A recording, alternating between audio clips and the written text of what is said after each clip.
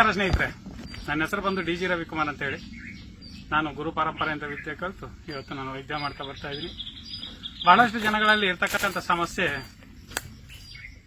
ಮನೆಗಳಲ್ಲಿ ಆರ್ಥಿಕವಾಗಿ ಆಗ್ಬೋದು ಅಥವಾ ಆರೋಗ್ಯಪರವಾಗಿ ಆಗ್ಬೋದು ಅಥವಾ ಮನಸ್ತಾಪಗಳಾಗ್ಬೋದು. ಇದೇ ರೀತಿ ಬಹಳಷ್ಟು ಜನಗಳಲ್ಲಿ ಕಾಡ್ತಾ ಇರ್ತದೆ. ಒಂದಲ್ಲ ಒಂದು ರೀತಿಯಲ್ಲಿ ಮನಸ್ತಾಪಗಳು ಬರ್ತಾ ಇರ್ತವೆ, ನೆಮ್ಮದಿ ಇರೋದಿಲ್ಲ, ಗಂಡ ಹೆಂಡತಿ ಜಗಳಗಳು, ಒಬ್ಬರಲ್ಲ ಒಬ್ರು ಇರೋದಿಲ್ಲ, ಮಕ್ಕಳನ್ನ ಕಂಡ್ರೆ ಇವ್ರಿಗಾಗಲ್ಲ, ಇವ್ರನ್ನ ಕಂಡ್ರೆ ಅವ್ರಿಗಾಗಲ್ಲ. ಇದು ಬಹಳಷ್ಟು ಜನಗಳಲ್ಲಿ ಕಾಡ್ತಾ ಇರ್ತಕ್ಕಂಥ ದೊಡ್ಡ ಸಮಸ್ಯೆ. ಇವತ್ತು ನಾವು ಒಂದು ಕಾಡು ಕಡೆಗೆ ಬಂದಿದ್ದೀವಿ. ಬಹಳಷ್ಟು ನೋಡಿ, ಇದು ವಿಪರೀತವಾಗಿರ್ತಕ್ಕಂಥ ಕಾಡಿದು, ಕಾಡು ಪ್ರದೇಶ. ಅದೇ ರೀತಿ ಇಲ್ಲಿ ಗವಿಗಳಿದಾವೆ, ಅದನ್ನು ಸ್ವಲ್ಪ ಇದರಲ್ಲಿ ಆಡ್ ಮಾಡ್ತೀವಿ ನೋಡಿ. ಅದು ಈ ಕಾಡು ಪ್ರದೇಶಕ್ಕೆ ಬಂದಾಗ ನಮಗೆ ಕೆಲವು ಮೂಲಿಕೆಗಳು, ಅದ್ಭುತವಾಗಿರ್ತಕ್ಕಂಥ ಮೂಲಿಕೆಗಳು ಕಾಣಿಸ್ತವೆ. ಕಂಡಾಗ ಅದನ್ನ ಜನಗಳಿಗೆ ಪರಿಚಯಿಸುವಂತ ಒಂದು ಗುಣ ನಮ್ಮಲ್ಲಿ ಇರೋದ್ರಿಂದ ಇಂಥದಕ್ಕೆ ಯೂಸ್ ಆಗುತ್ತೆ ಅಂತ ನಾವು ತೋರಿಸ್ತಾ ಇರ್ತೀವಿ. ಈಗ ಗಂಡ ಹೆಂಡತಿ ಸಮಸ್ಯೆಗಳಾಗಬಹುದು ಅಥವಾ ಮನೆಯಲ್ಲಿ ಆರ್ಥಿಕ ಸಂಕಷ್ಟಗಳಾಗಬಹುದು. ಇಂತಹ ಸಮಸ್ಯೆಗಳಿದ್ದಾಗ ಕೆಳಗಡೆ ಬರ್ತಾ ಇರ್ತಕ್ಕಂಥ ನಂಬರ್ಗೆ ಕಾಲ್ ಮಾಡಿ ಅದಕ್ಕೆ ಸಂಬಂಧಪಟ್ಟಿರ್ತಕ್ಕಂಥ ಧೂಪಗಳು ಮತ್ತು ಅದಕ್ಕೆ ಸಂಬಂಧಪಟ್ಟಿರ್ತಕ್ಕಂಥ ವಸ್ತುಗಳನ್ನ ನಾವು ಕಲಿಸ್ಕೊಡ್ತೀವಿ. ಅದೇ ರೀತಿ ಇವತ್ತಿನ ವಿಷಯ ಏನಪ್ಪಾ ಅಂತಂದ್ರೆ, ಗಂಡ ಹೆಂಡತಿ ಜಗಳ ಯಾಕೆ ಬರುತ್ತೆ ಅಂತಂದ್ರೆ, ಒಂದು ದೈಹಿಕವಾಗಿ ಮನೆಯಲ್ಲಿ ಸರಿಯಾದ ಸುಖ ಸಿಗದೇ ಇದ್ದಾಗ ಗಂಡ ಹೆಂಡತಿಯಲ್ಲಿ ವಿರಸ ಬರ್ತಾ ಇರ್ತದೆ. ಎರಡನೇದು, ಆರ್ಥಿಕವಾಗಿ ಸಮಸ್ಯೆಗಳಿದ್ದಾಗಲೂ ಈ ಗಂಡ ಹೆಂಡತಿ ಸಮಸ್ಯೆಗಳು ಬರ್ತಿರ್ತವೆ. ಅಥವಾ ಯಾವುದೇ ಒಂದು ಸಣ್ಣ ಪಣ್ಣ ಜಗಳಗಳು, ಅಥವಾ ಗಂಡ ಪರಸ್ತ್ರೀಯರ ವ್ಯಾಮೋಹದಿಂದ ಆಗಲಿ ಅಥವಾ ಹೆಂಡತಿ ಪರ ಗಂಡಸರ ವ್ಯಾಮೋಹದಿಂದ ಆಗಲಿ, ಅವರು ಹಂಗೋಗ್ತಾ ಇದ್ದಾರೆ, ಇವರು ಹಿಂಗೋಗ್ತಾ ಇದ್ದಾರೆ ಅನ್ನೋ ಒಂದು ವಿರಸಗಳು ಮನಸ್ಸಲ್ಲಿ ಕಾಡ್ತಾ ಇರ್ತವೆ. ಅಂತ ಅವರಿಗೆ ನಾನು ಇವತ್ತು ಒಂದು ರೆಮಿಡಿ ತೋರಿಸ್ಕೊಡ್ತೀನಿ. ಅದನ್ನ ಏನಪ್ಪಾ ಅಂತಂದ್ರೆ ನೋಡಿ, ವಶೀಕರಣ ಗಿಡ ಅಂತ ಕರೀತಾರೆ. ಇದು ಬಟ್ಟಂಟು ಅಂತ ಗಿಡ ಅಂತ ಕರೀತಾರೆ. ಬಟ್ಟೆ ಅಂಟ್ಕೊಳ್ತದೆ. ಇದು ಯಾವ ರೀತಿ ಅಂತಂದ್ರೆ ನೋಡಿದು, ಇದರಲ್ಲಿ ಎಣ್ಣಿದೆಯಲ್ಲ ನೋಡಿ, ಹಾಕೊಂಡ್ರೆ ನೋಡಿ ಬಿಡೋದಿಲ್ಲ, ಸುಮ್ನೆ ಹಂಗೆ ತಗಲ್ಕೊಂಡ್ರೆ ಸಾಕು ನೋಡಿ, ಈ ತರ ಇದು ಮೆತ್ಕೊಂತದೆ. ಇದನ್ನ ಬಟ್ಟಂಟು ಅಂತ ಕರೀತಾರೆ. ಈ ಬಟ್ಟಂಟು ಗಿಡ ಏನಪ್ಪ ಯೂಸ್ ಆಗುತ್ತೆ ಅಂತಂದ್ರೆ, ಗಂಡ ಹೆಂಡತಿ ಇಲ್ಲಿ ನೋಡಿ ಚರ್ಮಕ್ಕೂ ಬಿಡೋದಿಲ್ಲ. ಇದು ಹಿಂಗ್ ಮೆತ್ಕೊಂಡ್ರೆ ಚರ್ಮನೂ ಬಿಡೋದಿಲ್ಲ ನೋಡಿ. ಈ ತರ ಈ ರೀತಿ ಚರ್ಮಕ್ಕೆ ಮೆತ್ಕೊಂಡ್ಬಿಡ್ತದೆ ಇದು, ಈ ಮುಳ್ಳು. ಅದು ಇದನ್ನ ಬಟ್ಟಂಟು ಅಂತ ಕರಿತೀವಿ. ಈ ಒಂದು ಗಿಡ ಇರ್ತಕ್ಕಂಥ ಗುಣ ನೋಡ್ರಿ, ಇದು ಯಾವುದೇ ಒಂದು ಬಟ್ಟೆನ ಆಗ್ಬೋದು, ಮನುಷ್ಯನ ಚರ್ಮವನ್ನಾಗ್ಲಿ, ಆ ರೀತಿ ಈ ಗಿಡನ ನಾವು ಎಲ್ಲಿ ಸಿಗುತ್ತೆ ಅನ್ನೋದನ್ನ ಶೇಖರಣೆ ಮಾಡ್ಕೋಬೇಕು.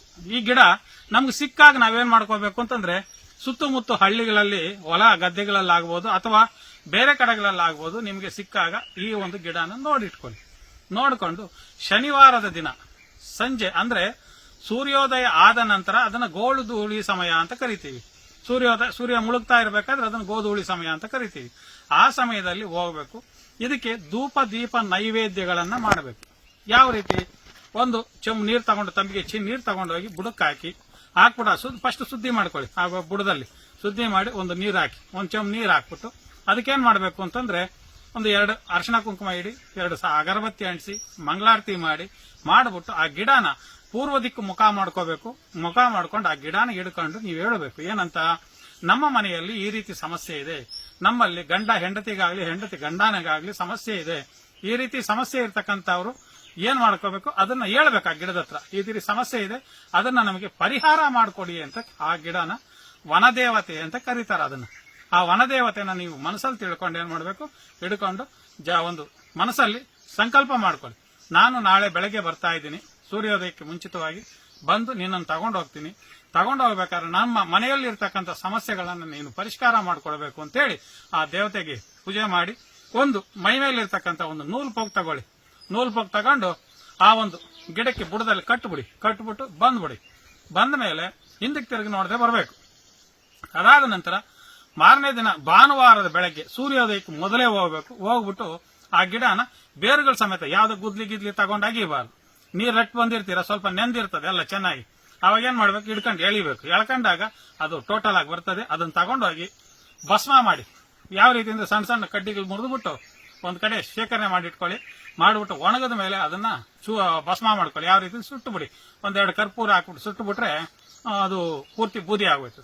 ಆ ಬೂದಿ ಬಂದಿರತಕ್ಕಂಥದನ್ನ ಎತ್ಕೊಂಡು ನಮ್ಮ ಬಾಯಲ್ಲಿರ್ತಕ್ಕಂಥ ವಾಕಾಮೃತ ಅಂತ ಕರಿತೀವಿ, ಬಾಯಲ್ಲಿರ್ತಕ್ಕಂಥ ಎಂಜಿಲು, ಅದನ್ನು ಬೆರೆಸಿ ಒಂದು 3 ದಿನ ಅಥವಾ 5 ದಿನ 11 ದಿನ ತುಂಬಾ ಜನ ಮೊಂಡಾಗಿರ್ತಾರೆ ಅಂತವ್ರಿಗೆ ಒಂದು 5 ದಿನ ಊಟದಲ್ಲಿ ಬೆರೆಸ್ಕೊಡ್ತಾ ಬಂದ್ರೆ ನಿಮಗಿರ್ತಕ್ಕಂಥ ಆ ಸಮಸ್ಯೆ ಏನೋ ಗಂಡ ಹೆಂಡತಿಯಲ್ಲಿ ವಿರಸ ಇರಬಹುದು, ಒಬ್ಬರನ್ನ ಇಟ್ಕೊಂಡಿದ್ದಾರೆ, ನಮ್ಮ ಯಜಮಾನ ಅವ್ರನ್ನ ಇಟ್ಕೊಂಡವ್ರೆ, ನನ್ನ ಹೆಂಡತಿ ಇವ್ರನ್ನ ಇಟ್ಕೊಂಡವ್ರೆ ಅನ್ನೋ ಒಂದು ಸಮಸ್ಯೆಗಳಾಗ್ಬೋದು. ಇವೆಲ್ಲ ಪರಿಷ್ಕಾರ ಆಗ್ತಾ ಬರ್ತವೆ. ಅಕಸ್ಮಾತ್ ನಿಮ್ಗೆ ಸಿಗಲಿಲ್ಲ, ನಮ್ಗೆ ಈ ತರ ಸಮಸ್ಯೆಗಳಿದಾವೆ ಅಂತಕ್ಕಂಥವ್ರು ಯಾರು ಇದರಿದ್ರೆ ಕೆಳಗಡೆ ಬರ್ತಾ ಇರ್ತಕ್ಕಂಥ ನಂಬರ್ ಕಾಲ್ ಮಾಡಿದ್ರೆ ಅದಕ್ಕೆ ಸಂಬಂಧಪಟ್ಟಿರ್ತಕ್ಕಂಥ ಔಷಧಿ ಆಗ್ಬೋದು, ಮನೆಗೆ ಇರ್ತಕ್ಕಂಥ ಸಮಸ್ಯೆಗಳಿಗೆ ಧೂಪ ಆಗ್ಬೋದು, ನಮ್ಮಲ್ಲಿ ಸಿಗ್ತವೆ. ಅದನ್ನು ಮಾಡಿ ಆ ಸಮಸ್ಯೆನ ಬಗೆಹರಿಸ್ಕೋಬೇಕು ಅಂತ ತಿಳಿಸ್ತಾ ಈ ವಿಡಿಯೋ ಮುಗಿಸ್ತಾ ಇದ್ದೀನಿ. ನಮಸ್ಕಾರ.